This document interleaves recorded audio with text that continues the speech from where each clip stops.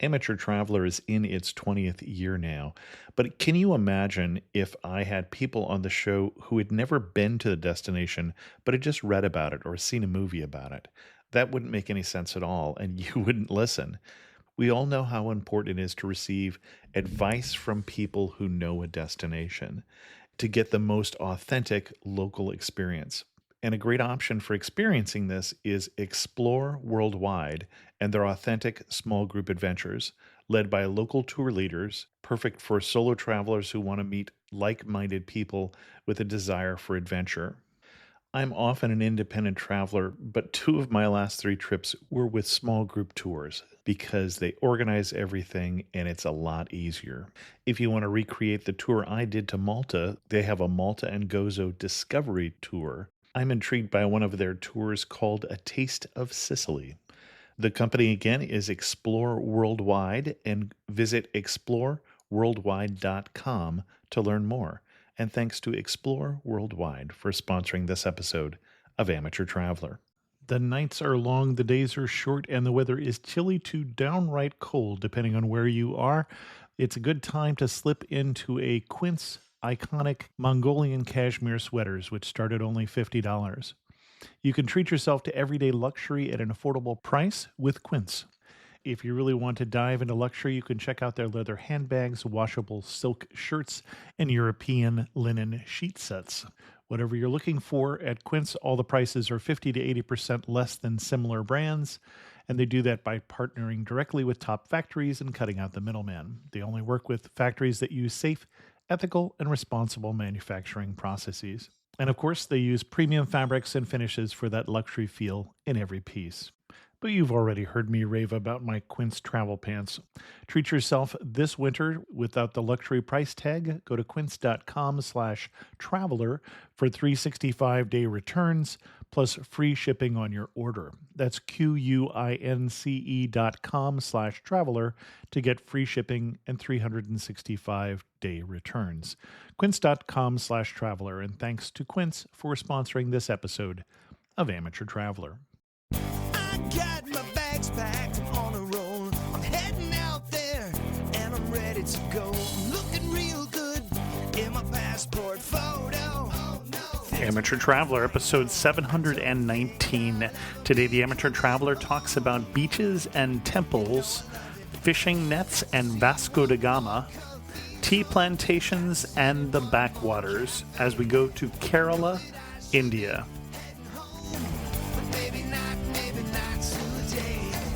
Welcome to the Amateur Traveler. I'm your host, Chris Christensen. Let's talk about Kerala.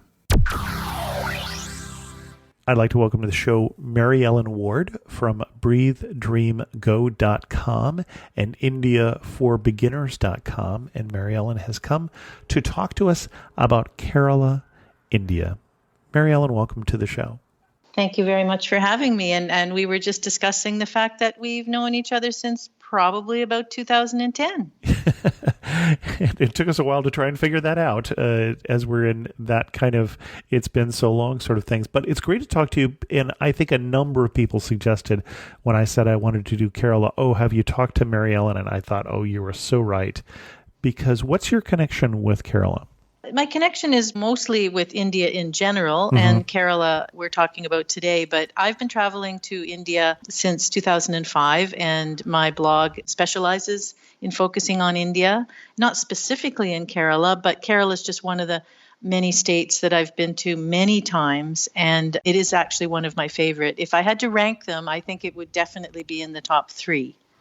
So blogging about India for 15 years and then only recently started doing tours, which is that second URL we mentioned, IndiaForBeginners.com. But why should someone go to Kerala? Kerala is often considered the ideal landing place for a first-time visitor to India. And there's a number of reasons for that. And one of them is just that it's a more gentle, laid-back type of place. It's in the south of India. So if you look at the map of India, which is a V, down in the south is the tropical part where all the beautiful white sand, palm-lined beaches are, and that's Kerala. So it's a tropical state with gorgeous beaches. It has a very unique, rich culture. It has quite a varied landscape. It has more than just beaches. It has a mountain range called the Western Ghats, which is considered one of the top biodiversity hotspots on the planet. And it's got a very unique feature called the backwaters, which is a 900-kilometer network of canals that goes through a very traditional cultural farming area, so you can really feel like you're going back in time. There's so many good reasons to visit Kerala. It's a really beautiful state. Excellent. And where would you start us with an itinerary with Kerala? Well, I gave this a lot of thought because it's quite a big state. It's a very long, narrow state. And if we're going to talk in the time frame of 2 weeks, which is what a lot of people sort of plan for, then my ideal itinerary starts in Cochin, also known as Fort Kochi. It's kind of got two names, which is, if you look at Kerala as a long, narrow state, it's halfway from top to bottom. So unfortunately, with this itinerary, we're not addressing North Kerala, which is less touristy and also very beautiful, but we have to honor the time frame. So we're going to start in Cochin. And Cochin is a small historical area that's within a great big city. There's a big modern city around it called Ernakulam. But Cochin is this one little area at the tip of a peninsula that juts into the harbor. There's a natural harbor there. And it's a very historical area going back hundreds and hundreds of years. It's been a spice trading port for hundreds of years. I don't even know how far back. But from about the 16th century until the independence of India in 1947, so we're talking over 400 years, it was occupied variously by colonial powers, most specifically the Portuguese and the Dutch. Both had left a big imprint on the area. So Cochin it's historical, it has a lot of colonial architecture, and it's a tourist area in the sense that it's set up for tourism. There's a lot of cafes, restaurants. There's beautiful tree-lined streets you can walk. It's very walkable. It's very safe. And it's a small area. So we're only talking about a few kilometers square. So it's easily walkable. So this is kind of an ideal place to get your feet wet and really enjoy the ambience of the place. And in terms of Cochin itself, are we mostly getting over our jet lag and enjoying the city, or are there particular sites that you would recommend that we see? Well, yeah, both, I would say. Get over your jet lag. Well, from North America, I find it takes days to get over the jet lag. So yeah, find there's some beautiful colonial-inspired hotels in Cochin. It's got gorgeous hotels, and you can relax. But of course, you're going to want to get out. And are there a particular hotel that you would recommend? There really are a lot, but I have my favorites. At the very high end, one of the most luxurious hotels in all of Kerala, actually, is in Cochin, and it's called the Brunton Boatyard. And if it's out of your budget, because it is expensive, at least you can go and have a look at it. It's gorgeous. It's right on the harbor. It's got a beautiful swimming pool, restaurants. It really needs to be seen. It's a work of art in a more affordable budget range. Not at the low end, but let's say the mid-range. My two favorite hotels are the Malabar Hotel, which is a small boutique hotel. Every room is different. It's very unique. And it's got a gorgeous courtyard. This is the place to go for a romantic evening dinner. And right near it is another small boutique hotel called 8th Bastion. And it's more of a chic kind of boutique hotel, which also has a nice little pool and some outdoor dining. And so those are my two favorites. And aside from that, there are a lot of small guest houses and homestays. Okay. So you just have to do some research and read the reviews. I don't have any that I recommend specifically, but there's lots of options. I want to mention two neighborhoods in Cochin. There's two areas that are very walkable, as I say, that I would definitely focus on. Now, one of them is around Vasco da Gama Square and the River Road, which runs along. You're laughing. Well, we were talking about the Portuguese heritage and just became very obvious at that point. Yes, exactly. And I'll tell you an interesting fact about Vasco da Gama in just a second. So Vasco da Gama, of course, is a Portuguese explorer, and he was in Cochin at one time in the 16th century. And so there's a big square called Vasco da Gama Square. It's kind of one of the centers of tourism. It's right on the harbor. river road runs along it. And this is where you find the famous Chinese fishing nets. People may have seen the pictures, quite often the pictures of Kerala and of Cochin are of these ancient Chinese fishing nets that are said to have come in the 1400s from traders from the court of Kublai Khan. So they have quite a history. And so that area is a really nice area to just, there's a promenade where they have stalls set up and you can pick fresh seafood that was just caught in these fishing nets and then they'll cook it for you right in front of you to your style. So that's kind of a fun thing to do. And on Vasco da Gama Square is a church called St. Francis Church. It was built by the Dutch in the 15th century. And actually, this is where Portuguese explorer Vasco da Gama was originally buried. So it's, again, a very historical area. Now, his body was eventually moved.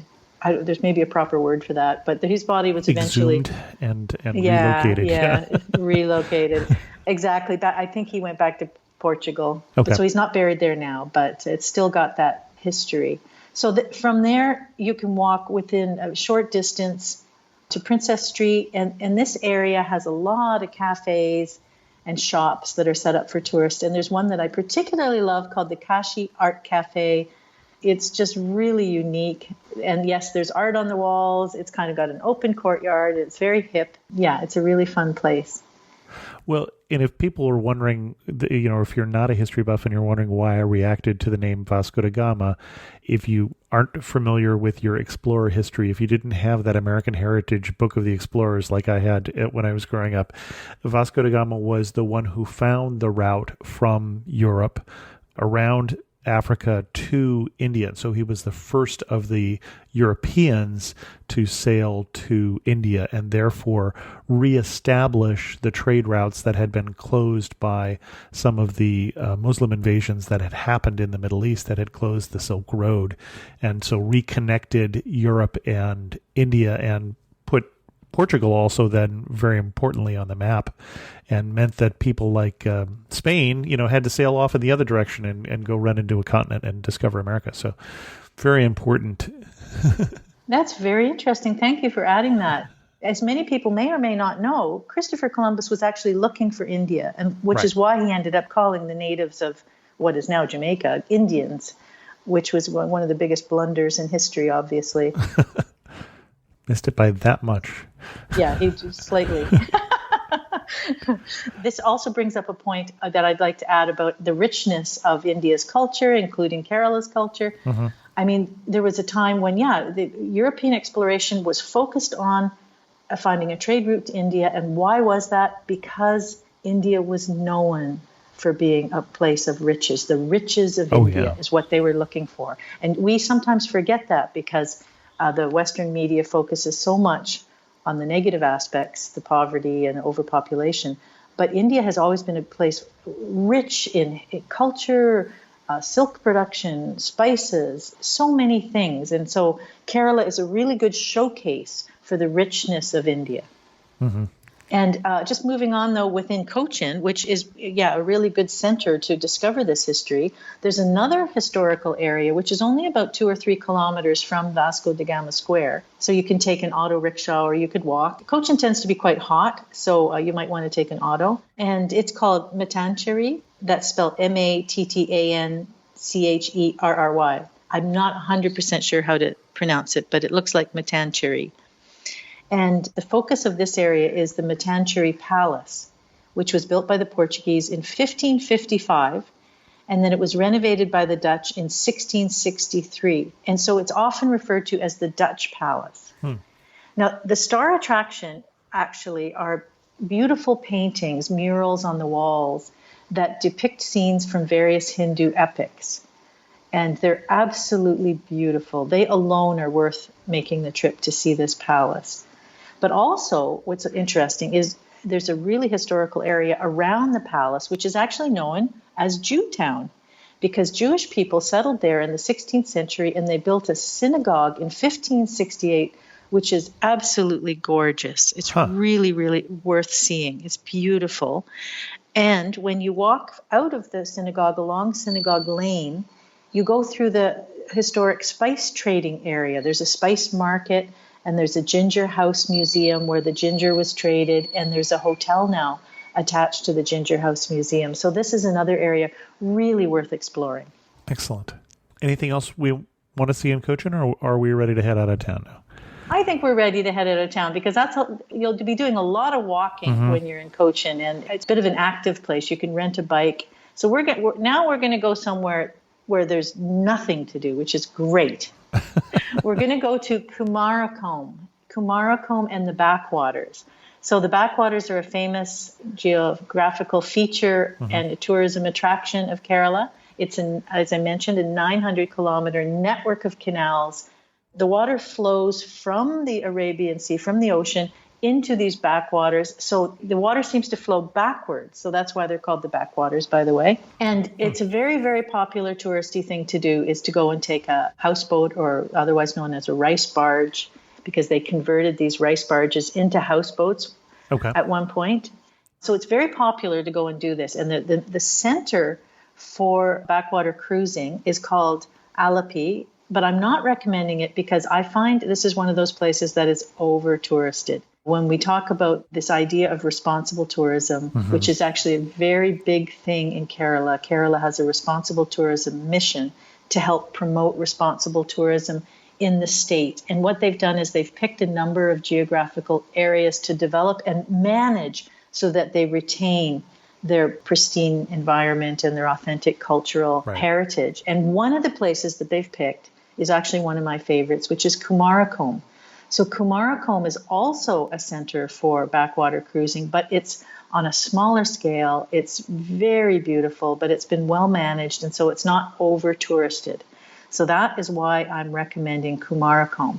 Now, when you get to Kumarakom, it's not far. It's only an hour and a half drive from Cochin. We're not talking about a big distance, but the change in landscape is dramatic. You're in this very languid place, and it's very sleepy. It's very traditional. Like I said, this is a place to relax. There's really not a lot to do except really enjoy this unique atmosphere of the backwaters.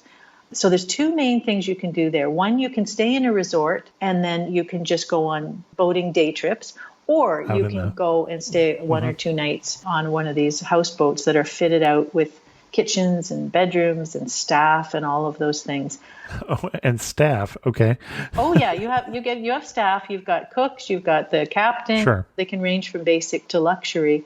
So my top tip, if you're going to do a boat, is go and inspect it, meet the staff before you agree to rent. Fortunately, I have heard some stories where people were very disappointed in the quality. But having said that, my bigger recommendation is to stay in a resort, and I've done both. And a lot of people will tell you that the idea of the houseboat is better than the reality, and that after a few hours, it's boring and it's not super, super comfortable to stay overnight. Now, some people love it, but I'm definitely in the camp of pick a nice mid-range or luxury resort and stay there and really enjoy the amenities, and then do day trips and do like. One of my favorite things to do is a sunrise boat trip on a small boat, like a really small one that can go into the really, really narrow canals. Like it's just almost like a canoe, like a large canoe, that size. I'm talking small boat. And these local men will take you into these very small canals that the big boats can't go in. And you can see a very traditional style of life and farming that's been going on for millennia. So that is a fascinating thing to do when you're in the backwaters. But aside from that, just staying in a beautiful resort. My favorite is called Coconut Lagoon. It's a paradise. And just relaxing there and enjoying the ambience. They've got beautiful restaurants and a swimming pool and incredible sunsets. You put your feet up and just enjoy the tropical, sultry atmosphere. The other thing I want to say about Coconut Lagoon is that I have talked to one of the leading experts on responsible tourism in the world, which is Harold Goodwin, if people know who he is. He's the guy who actually pioneered responsible tourism. He's from England. And he told me he believes Coconut Lagoon is the world's leading sustainable resort. Oh, interesting. This place is amazing. Really, we could talk for half an hour about all the things that they do, because I had a whole tour of the back end, their biogas plant and their rainwater harvesting. Okay. It's incredible the lengths that they've gone to preserve the environment and also the culture. They bought up a lot of these old, gorgeous carved Kerala buildings. They should be in a museum, but they were being torn down because 50 years ago or 20 years ago, because people weren't valuing them. And so these people, the CGH Earth people, the company behind Coconut Lagoon, they went around and bought these up, and then they've put them on this beautiful property and refurbished them. And they're just beautiful, dark wood carved buildings, and you can stay in these, and they've turned them into luxury accommodation. This place will knock your socks off. That's my top recommendation for Kumarakom. Now, when we're staying someplace like that, we've got the backwater cruises. Are there other activities then associated with the resort as well? Well, there's things you can do on the resort itself. Okay. There's like dining experiences you can have. And they've got a really charming little afternoon tea ritual where this local woman, she paddles up in a boat and sets up with this. It's so charming. And she's an older woman, and she sets up this tea and snacks from her little boat. But honestly, this is a place to relax and put your feet up. Excellent. Well, and you mentioned tea. We're going to get into that, but that is also part of Kerala's heritage. I'm not sure if that's the right term there, but because it's still part of their economy now. It absolutely is. And in fact, that's our next stop. So now that you've relaxed and you've enjoyed yourself, and now we're going to get in the car and we're going to take a bit of a long drive. And it's about a 3-hour drive, but it's a beautiful drive. And we're going to go to up into the Western Ghats, into an area called the Cardamom Hills. Oh, isn't that romantic? That sounds great. The Cardamom Hills. I mean, this is one of my favorite places in all of India. It's called Thekkady. I'll spell it Thekkady, Thekkady. And it's in the Western Ghats. It's in the Cardamom Hills. And it's a 3-hour drive up into the hills from Kumarakom. And again, massive change of landscape, temperature. Everything changes because you're at a much higher altitude. It's much cooler, much lower humidity, and it's a kind of an invigorating place. And this is where a lot of the spices, tea, and coffee too is growing. But there's rolling tea plantations, and they're this gorgeous color of vibrant green. It really has to be seen to be believed. It's one of my favorite areas. I am a tea drinker, and I love the cool, misty mornings. I am Canadian after all, and my heritage is largely Irish. So I respond very well to a cool, misty morning, which is what you get in Thekkady. And so it's not difficult to kind of get up and want to get out and get moving. And in Thekkady, there's some lovely lodges that you can stay in. Again, my favorite is one called Spice Village. And it's another one of these beautiful big properties that has a lot of responsible, sustainable practices. They have their own organic garden and things like that. And it's patterned after like a local village. So you stay in a thatched roof cottage. Now, mind you, it's upscale, it's modern, it's got all the amenities, but it is a thatched roof cottage. And the grounds are quite extensive. And they actually grow tea and spices all over the grounds of the Spice Village. So you are staying in a very comfortable upscale place, but you do get the feeling and the atmosphere of the local natural culture, the spices and the tea and whatnot. And they have wonderful activities on site where you can do things like they have a spice sommelier and they have a tea sommelier type. Like, I don't remember his official title, but he's an older gentleman, very charming, who worked in the tea industry for many years, and he has a lot of knowledge. He's one of these wise elder types. You go out with him and you actually pick tea, and he shows you how they, right in front of you, you help burnish it. You kind of cook it in a way to turn it into tea leaves, and then he'll brew it for you, and you drink the tea you have just made. Like, you know, some people might find that boring, but for me, this was like, I'm in heaven. This was like one of the great things. To me, it sounds very nerdy, so of course it's attractive to me. Yeah. I'm a tea nerd. I'm an acknowledged tea nerd. But there's adventure here too. I haven't gotten to that yet. Okay. So another thing I love about the Spice Village is they've got this wonderful little room called the Tiger Club. And when you walk in there, it's a wood-paneled room. You feel like you're walking back into the 1930s.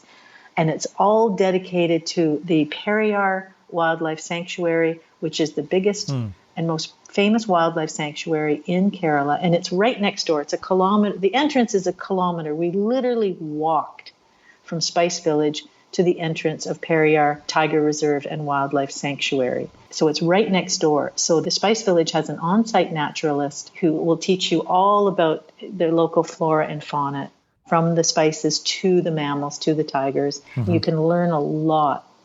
And they will also take you on a safari into the park. And you have a couple of options. But I chose the walking safari. I'm maybe more for the adventurous. I was going to say that. Not everybody might want to. The tiger feeding program, yeah. Yeah, I was going to say, not everybody might want to go on a walking safari at dawn in a tiger reserve, but for some reason, I'm okay with it. I don't know why, but I've gone on 3 walking safaris in 3 different major national parks in India and Nepal, and I've seen some crazy things, and I don't know why, but I mean, it's an adrenaline rush, right? Well, now, a tiger preserve, I've heard more specifically, when you think about wildlife experiences, you probably need to plan multiple days because you won't necessarily see a tiger. They're kind of well camouflaged. Is that your experience? Yeah, it's really luck. It's absolutely luck. And who knows? Like, well, when I was doing this walking safari first thing in the morning, this beautiful misty morning, I didn't want to see a tiger. I was walking. But we did see a lot of different animals and birds and things like that. I mean, it was amazing. And we saw these very large animals called gore. They're kind of like bison almost, and they can be potentially dangerous. So we had to be very careful when we saw them. But mostly it was just a beautiful walk in the woods where we were. And to be honest, the animal you have to be most careful of is elephants. Wild elephants can be extremely dangerous. Believe it or not, tigers are not dangerous. They generally are not dangerous. They are not looking at you as prey. They don't generally attack humans. If they do, there's some reason, they've been cornered or something. But most of the tiger reserves in India have walking patrols, and 2 guys with sticks, I'm not joking, walk through the tiger reserves every day, and there's very rarely ever been any issues. So, but still, I actually didn't want to see a tiger on that occasion. And the other thing you can do when you're in this area is, you can go and visit tea plantations and spice gardens, and you can do walking tours of them. This is another area where you're going to be pretty active. A lot of walking. There's a lot of walking opportunities in Thekkady, and it's cooler. So it's well, it's more than a mile up in elevation. We didn't say how high up, but yeah. I actually didn't know that, but yeah, it is. You can believe me, you can feel it as you're driving. You're driving up into the hills, and you get some beautiful vistas, but you can feel the difference. I mean, it's really noticeable. So I know it is quite high. Yeah, basically the towns in the area are a mile to a mile and a half up, so therefore much cooler. Yeah, that would explain the cool misty mornings that I love so much. I'm just going to say 3 days in each place, 3 days in Cochin, 3 days in the backwaters, and 3 days in Thekkady. In fact, I would want to spend a lot more, but if you have a 2-week itinerary, you can kind of split this up into about 3 days each. Get a nice sense of the place for sure. What time of year would you target for Kerala? Kerala is a year-round destination. There's no question you can go any time of the year, but from June to September is monsoon. Right. That will really slow down your pace. A lot of things shut. There has unfortunately been some flooding issues in Kerala in the past few years. Sure. So unless you're a real monsoon lover, I would probably say avoid the monsoon season, which means you're fine to go from October to April would be ideal. May and June are very hot, generally speaking, in India. So I never recommend May and June for India. Okay. Those are the 2 months I really don't recommend. But October to April, anywhere in that time frame would be fine. Absolutely fine. Okay. So I would finish the trip, and it's a little heartbreaking to only come for 2 weeks. But if you only have 2 weeks, you want to finish the trip on the beach. Kerala is famous for its beaches. It is a tropical destination.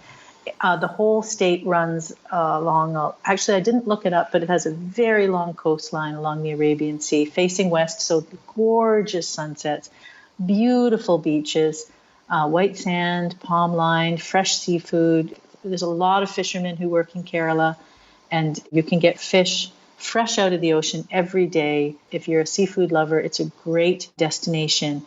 And so we're going to head to Kerala's beaches. And there's lots and lots of beaches, and they can range from kind of more the remote, quiet, secluded beaches of North Kerala to there's some very sort of hip, happening beach towns in more southern Kerala, which attract a lot of foreigners. So I just want to mention a couple of beaches. When you come directly out of Thekedi and you just drive directly to the coast, directly west, about 3.5 hours, you hit what's called Marari Beach, which is a beautiful beach. I've stayed there. I've stayed at a place called the Marari Beach Resort, which is another one of these great, big, beautiful properties, the gorgeous beach. And it's a kind of a well-known spot. It's not over-touristed. It's still really beautiful. But it's well-known and popular because it's right between the ocean and the backwaters. So you can kind of go to Marari Beach and you can enjoy the ocean beach, but then you can also, quite close by, you can take day cruises into the backwaters. So that's a really good location. Okay. But then from there, so depending on whether you just want to stay there or whether you want to go somewhere that's a little more active, if you drive south about a couple of hours, I'm not sure exactly, 2 to 3 hours, if you drive directly south down the beach or there's trains that run along the coast as well. You can take a train. You get to Varkala, which is a really popular spot. And I actually really enjoy Varkala too. Varkala is a famous sort of beach town. A lot of foreigners love it. And it's really interesting and different place because it's got these dramatic cliffs, these dramatic red cliffs. And the beach is at the bottom, and up on the top of the cliff is where all the little cafes and guest houses are, and they're all ranged in a row with these gorgeous sunsets. And there's a lot of them. On the North Cliff is very popular, so you can eat at a different sort of charming, hip, whatever restaurant every night with a sunset view and try different cuisines and seafood and everything else. So it's a great hangout spot. But the other thing that's nice about Varkala is at the south end where it's quieter. There's another cliff top, but it's much quieter. And in that area of town is where there's actually a very authentic local culture. There's a beautiful ancient Hindu temple there, and there's a small beach where they do these pujas. So there's priests set up, and they do pujas there for people come who've lost loved ones, and they do pujas in honor of their loss. And it's so you really get a sense of the local traditional culture as well. And puja is not a term that I'm familiar with. Oh, okay. So that's a religious ritual. I assume that. Is it something that people go to see, or is it something that's a very private thing for the No, believers? it's very private. It's not like you might be thinking of like the Ganga Aarti, which is in Varanasi, where they have all the lights. Exactly. It's a performance. Yeah, Exactly. No. Nothing like that. This is very private and personal. It's nothing to see.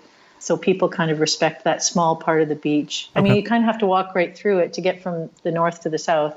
And right behind it, there's ice cream stands and restaurants and everything. So it's not totally secluded, but it's out in the open. But people generally just let those people have their privacy. Now, you talked about ice cream stands and just going to the various restaurants, and I took a group of amateur traveler listeners to India, up to Varanasi, up to New Delhi and the northern part of India a couple of years ago, and we all went there, we all ate the street food, we all came back healthy, but I would be remiss if I didn't ask the question of, are there precautions that you're taking in terms of what you're eating when you're trying the local ice cream or the street food or whatever? Yeah, the usual precautions apply. It's really water that you have to be very careful of, more than food. Very careful about your water source, and that's for sure. So Peeled the fruit, usual peeled, the usual. cooked. Yeah, cooked. Yeah, exactly. And you go to places that are popular. And in this case, that a lot of the locals are foreigners who spend the entire winter in Varkala. So if you go to a popular restaurant where you see a lot of foreigners, you're pretty much assured that they're taking care of hygiene, because otherwise they would be out of business. No one would go back. These kind of tourist places, they have their advantages and disadvantages. And disadvantages, they're touristy, right? You're not really getting the authentic culture. But the advantage is they've got the amenities that are set up for foreigners. So the people running these cafes, they know very well they have to have a very hygienic environment. They have to be offering hygienic food and filtered water and all these things. Otherwise, if they make people sick, they're going to be out of business. Right. Well, and literally, I say, we took a group there and we all came home healthy. We were stopping in the local spots and having our samosas, or I remember our guide stopping along the side of the road one time and saying, "Oh, they're cooking those great fritters I like. You've got to try these, at some place in the middle of nowhere." So I'm not as concerned about it, but I know that there are people who definitely would be, which is why I wanted to ask. And speaking of food, we're in southern India now, so everything I know is wrong. What are we going to try in Kerala? Fish, you say? Well, from state to state, the cultures in India are completely different. So Sure. the culture of Kerala is completely different than the culture of Rajasthan, say. They're just completely different in literally every way. And one of the big differences is that in the north, they eat a lot of wheat, they eat a lot of bread, but in the Right. south, it's rice. It's rice all the way. In fact, I'm actually celiac, like I'm gluten intolerant. I can't eat wheat. So I am so happy when I'm in South India because I can be almost sure there's no wheat in anything. It's all rice-based. So you get a lot of specific rice-based dishes and a lot of dishes that use all the fresh fruits, like banana fritters, for example. Dosas are from South India. Right. Dosas are a pancake made with rice flour and like a lentil flour. Yeah, a lot of fresh fish, spicy, and this is the spice bowl of India, so things are spicy. South Indian food can be very spicy. For tender, delicate Western constitutions and stomachs, it can be a bit much at first. And you might actually think that you're sick, that you've got deli belly, but a lot of the time, no, your body's just adjusting to a whole lot of new tastes, spices. It's not actually that you're sick. It's that your system is just going, whoa, what's going on here? Excellent.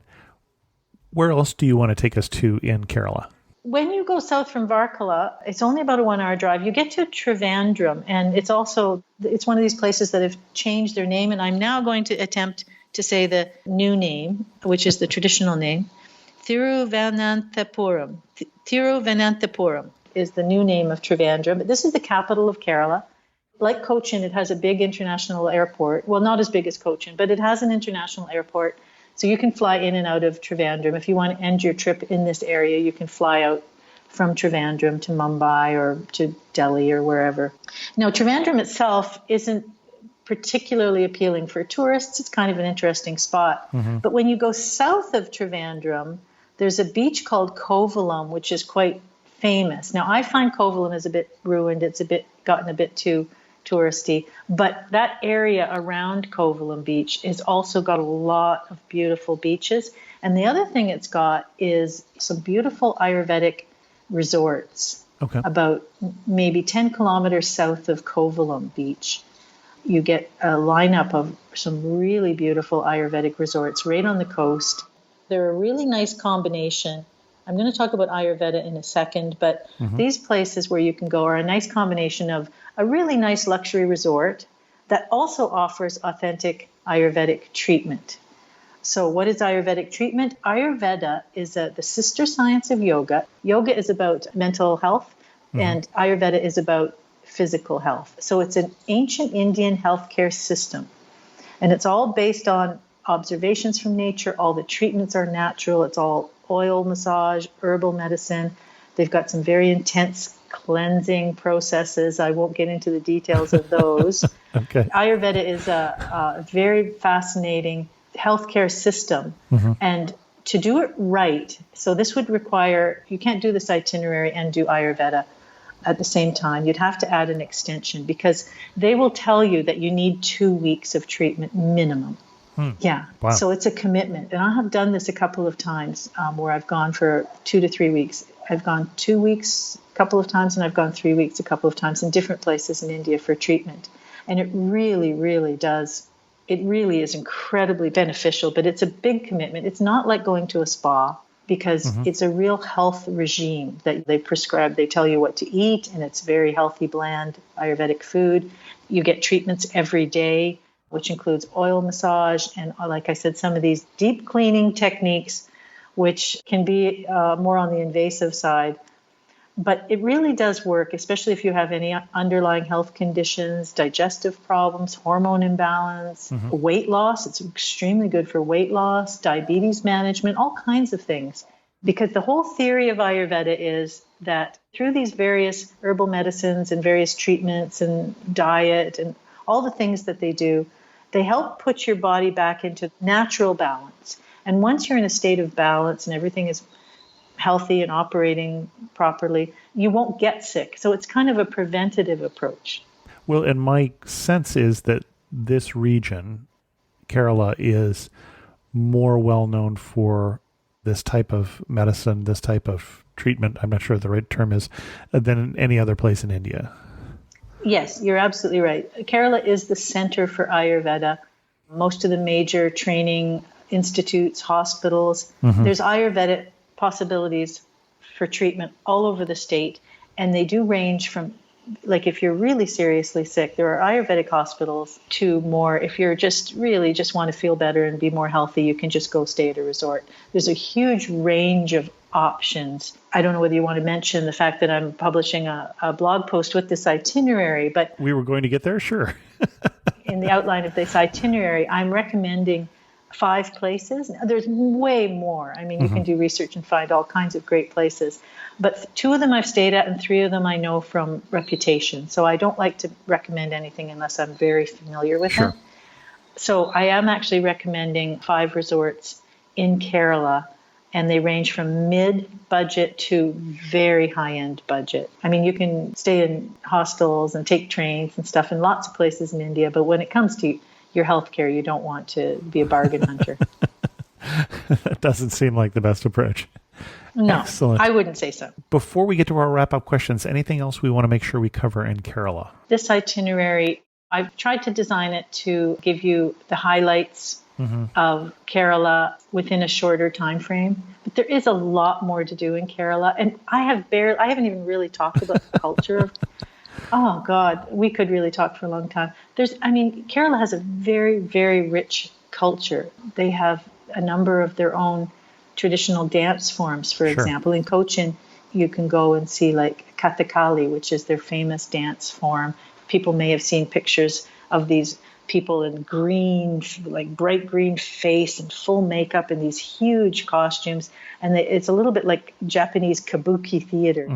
And it's really, really something to see. And there's a nightly performance in Cochin and in various places around the state where you can see this. So there's a lot of cultural things. Oh, and I haven't even mentioned temples.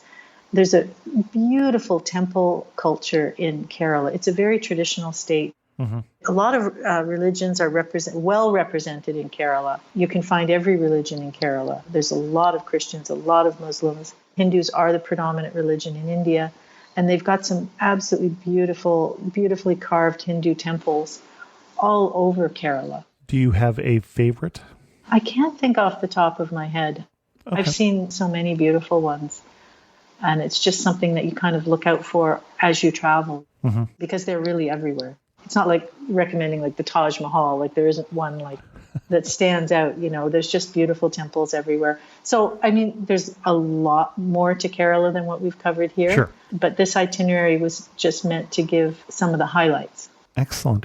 Well, let's get to some of our wrap-up questions. Speaking of challenging, you're standing in the prettiest spot in Kerala. Where are you standing and what are you looking at? The thing that came immediately to my mind is Coconut Lagoon, looking at the sunset on the Vembanad Lake. Coconut Lagoon, this beautiful resort in the Kumarakom backwaters, is located right at this point where one of the canals meets Vembanad Lake. Vembanad Lake is the biggest lake in the backwaters.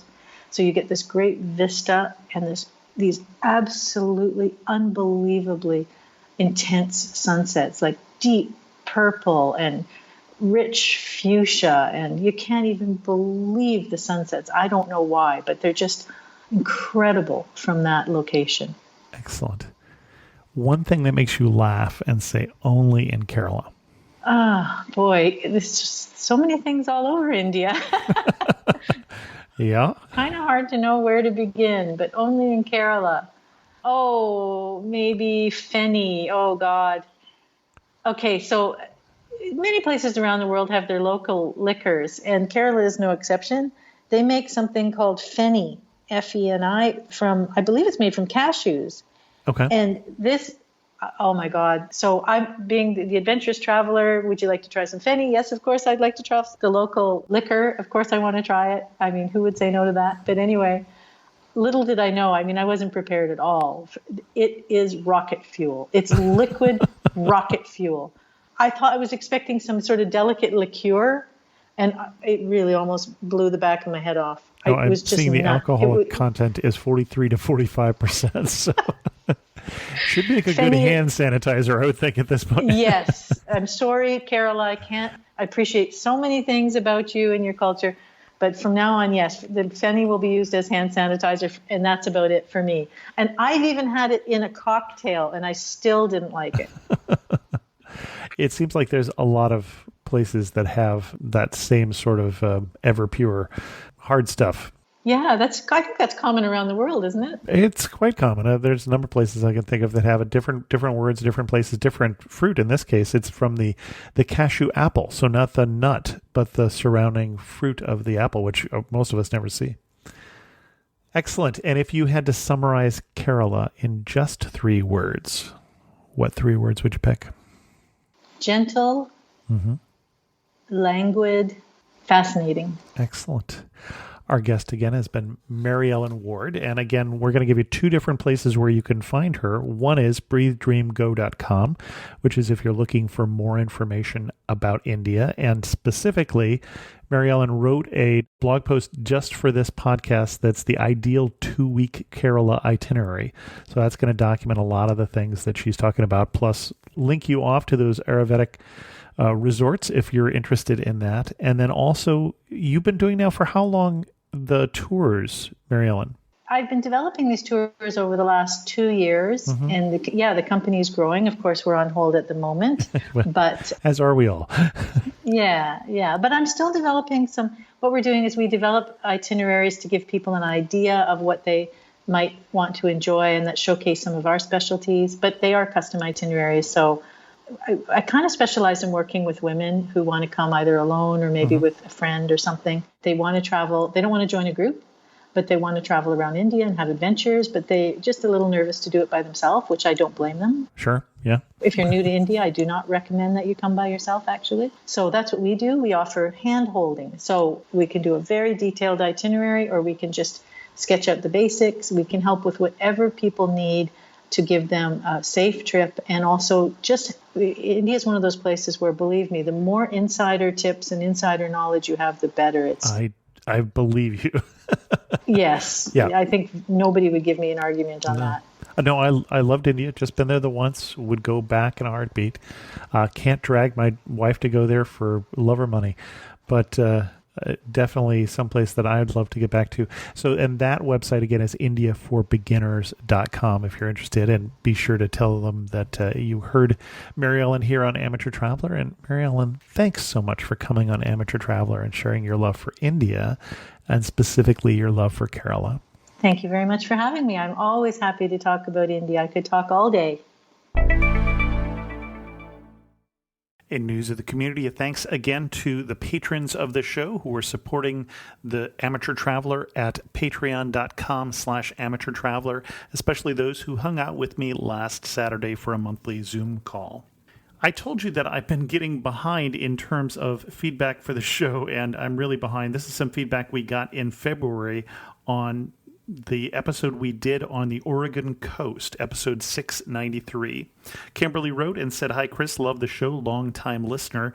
Just was listening to the latest podcast, and it's about where I'm from. Jessica did a great job of sharing the beauty of the coast. Where the forest meets the sea is an apt description of the coast, but it also does happen to be the motto of where I was raised, Waldport." And then I also heard from a bunch of gingers who wrote and said, "This was a really great episode. I'm from the Central Oregon coast, and it was fun to hear about many places I grew up going to. I actually just posted some pics of a beautiful sunny winter day on the beach. It's very true. There are no bad days or time to visit the coast." And thanks again to both of you for that feedback, and sorry that it took me so long to play it. In terms of how else you can support the show, I've been talking recently about the affiliates page, amateurtraveler.com/affiliates. One that I want to underline today is AirTrex. AirTrex helps you buy round the world tickets. When I looked at that list today, that one seemed very attractive. If I can ever travel again, it seems like a great time for a round the world ticket. I've known AirTreks for a long time, over a decade, and actually now they've since been bought by Sean Keener, who's been a guest on this show. So check out all the affiliates we have at amateurtraveler.com/affiliates. And with that, we're going to end this episode of Amateur Traveler. If you have any questions, send an email to host@amateurtraveler.com, or better yet, leave a comment on this episode at amateurtraveler.com. And thanks so much for listening. I got to see one more cathedral. I got to sit in one more